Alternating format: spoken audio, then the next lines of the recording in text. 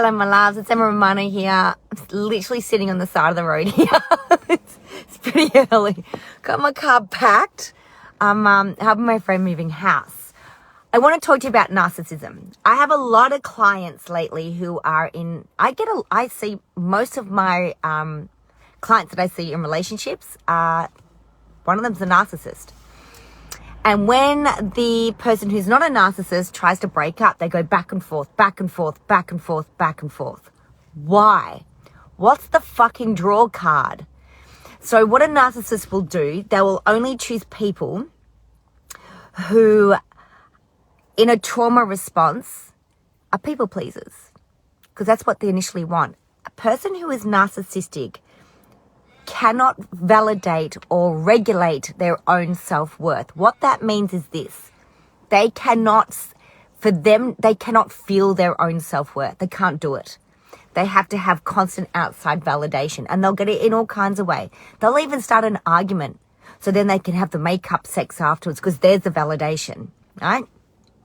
So say if I'm going out with a narcissist and I'm the people pleaser, if I've had enough and I break up, that is like the worst thing to do to a narcissist.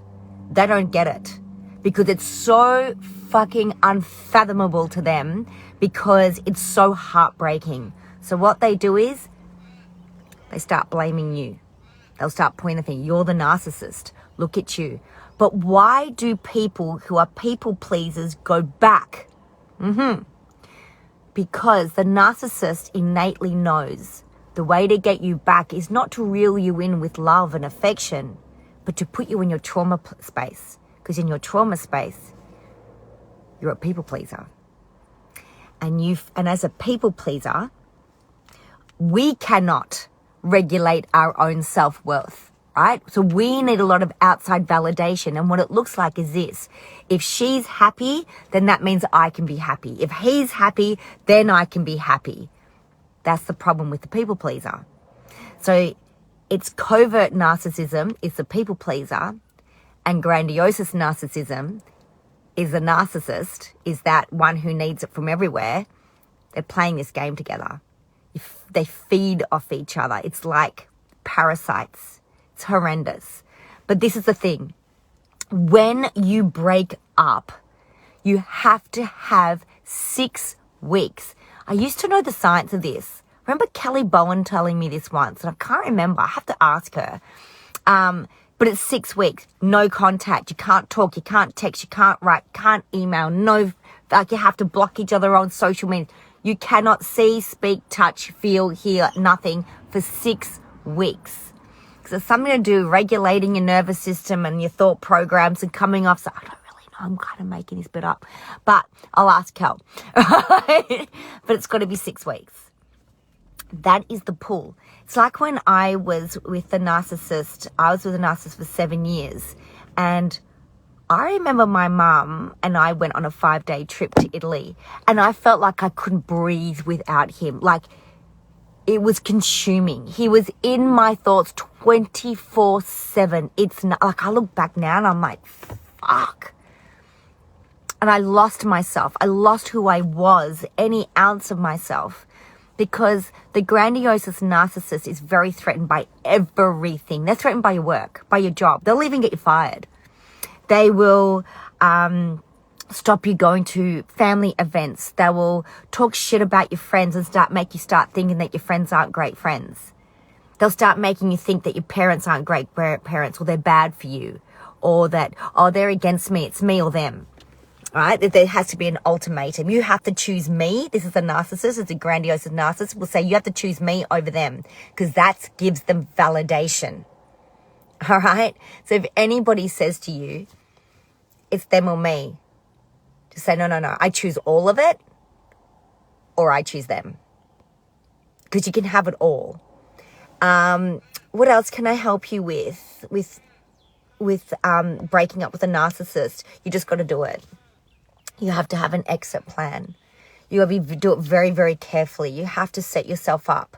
You have to tell people that you're planning on exiting. You have to break your money away. You have to start pulling out of things A narcissist, a grandiose narcissist will always ask you to sign things on their behalf, is to trap you in of situations. If they have children, they'll make it very, very, they'll get you in as being very important to the children. And so when you leave, it's like it's almost impossible for you to leave emotionally. But again, a narcissist will choose the people pleaser. All right? Because the narcissist is a taker, the people pleaser is a giver. So, breathe. For all those wanting an exit plan, private message me. I'll help you.